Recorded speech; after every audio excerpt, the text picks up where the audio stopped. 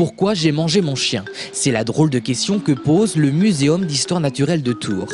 La réponse est peut-être à trouver autour d'un menu gaulois, car contrairement à certaines idées reçues, nos ancêtres ne mangeaient pas que du sanglier.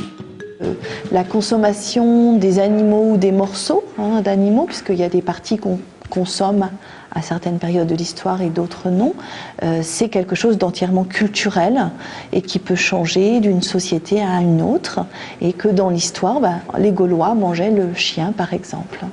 Des pièces souvent uniques, rassemblées par Marie-Pierre Aurard-Herbin depuis près de 4 ans. Comme ce squelette de cerf de l'époque romaine retrouvé harnaché par les archéologues, témoignant ainsi d'une certaine domestication de l'animal.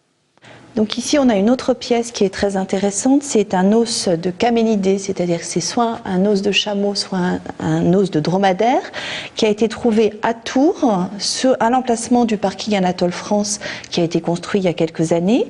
Et c'est un animal qui date de la période romaine, et en sachant que ces animaux étaient utilisés soit comme bêtes de somme, soit comme animaux de spectacle pendant la période romaine.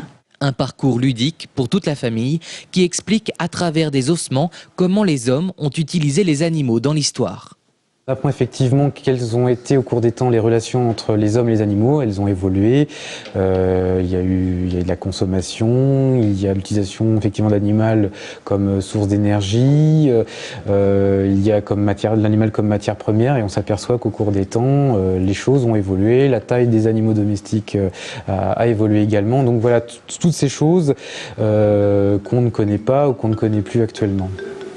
Avec l'archéologie des animaux, les organisateurs espèrent renouveler le succès de la précédente exposition consacrée aux crottes, une façon aussi de fêter dignement les 20 ans du Muséum de Tours.